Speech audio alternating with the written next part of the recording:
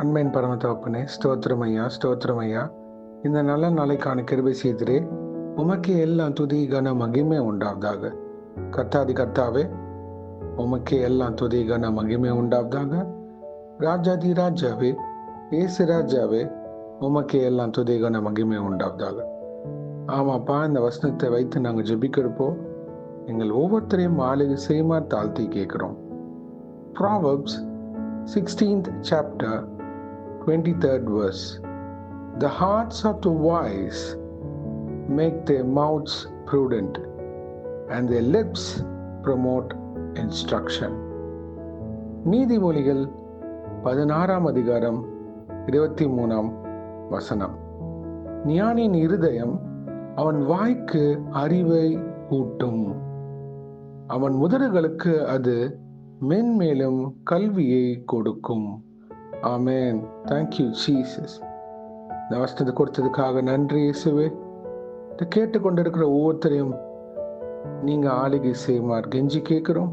அவங்களோட வாழ்க்கையில தகப்பனே, நீர் கொடுத்த இந்த வெளியேற பெற்ற இந்த வாழ்வு நாங்கள் ஞானமாக இருக்க கிருபை செய்யுங்க ஐயா. உலக மனிதர்களுக்கும் வெளிச்சத்தின் பிள்ளைகளுக்கும் ஒரு வித்தியாசம் இருக்க வேண்டும் ஐயா. ஞானமாக செயல்பட கிருபை செய்யுங்க. எது பேசணும் எது பேசக்கூடாதுன்ற ஒரு தெளிந்த புத்தியே உள்ள ஆவியை தாங்க தகப்பனே. அவதூறான வார்த்தைகள், பிறரை காயப்படுத்துகிற தவறான காரியங்கள், தீமையான காரியங்கள் நாங்கள் எதுவும் செய்யாதபடி எங்களை ஆளுகை செய்யுமாறு தாழ்த்தி கேட்கிறோம். உலக மனிதர்களுக்கும் வெளிச்சத்தின் பிள்ளைகளாக நாங்க உம்முடைய வசனத்தை கையாளுகிற பாத்திரவன்களாக வாழ கிருபை செய்யுங்க. மற்றும் உம்முடைய வார்த்தையின்படி எங்க நடக்கை நல்லபடியாக இருக்க கிருபை செய்யுங்க ஐயா. எங்களுடைய இருதயம் உம்முடைய வார்த்தையினால் நிறைந்திருந்தால் அது எங்க வாய்க்கு அறிவை ஊட்டுகிற பாத்திரவன்களாக நாங்கள் இருப்போம். பிறருக்கு ஆசீர்வாதமான பாத்திரவன்களாக நாங்கள் இருப்போம். அவங்கள எப்படி வழி நடத்தணும், பிறரை நாங்கள் பேசுற மக்கள் கிட்ட ஒரு தெளிந்த புத்தி உள்ள ஆவி எங்களுக்கு இருக்க வேண்டும் ஐயா.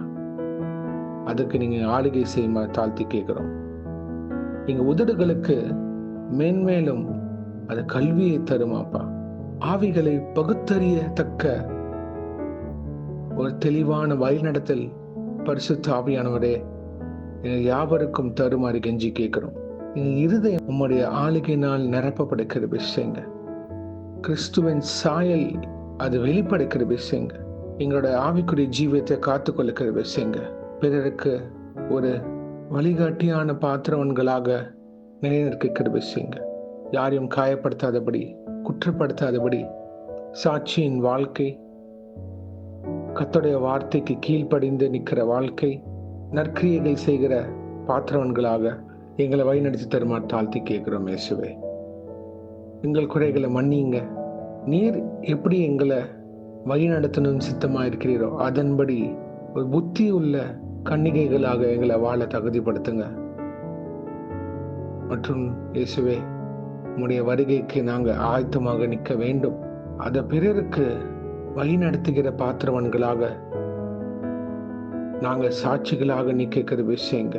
எங்களோட விசுவாசத்தை காத்துக்கொள்ள கிருபை செய்யுங்க ஐயா. உமது கிருபை இல்லை என்றால் நாங்கள் இந்த உலகத்துல வாழ முடியாது அப்பா. எது பேசணும் எது பேசக்கூடாதுன்ற ஒரு தெளிந்த புத்தியை எங்களுக்கு தாங்க, கிருபைகளை தாங்க, ஆளுகையை தாங்க. பிறருக்கு பிரயோஜனம் உள்ள பாத்திரவன்களாக நாங்க நிக்க கிருபை செய்யுமாறு கெஞ்சி கேட்கிறோம். இன்றைக்கு யார் என்னென்ன காரியங்களாக போகிறார்களோ அவங்களை பாதுகாத்து பொறுப்பெடுத்து வழிநடத்துங்க. உங்க காரம் முன்னும் பின்னுமாக இருப்பதாக தேவ தூதர்களால் பாதுகாத்து வழிநடத்துங்க. இயேசுவின் நாமத்தினால் எங்க தலைகளை தாழ்த்தி ஜெபிக்கிறோம் பிதாவே. ஆமென், ஆமென், ஆமென். Thank you. God bless you, my brothers and sisters. கர்த்தர் உங்களை ஆசீர்வதிப்பாராக. ஆமென்.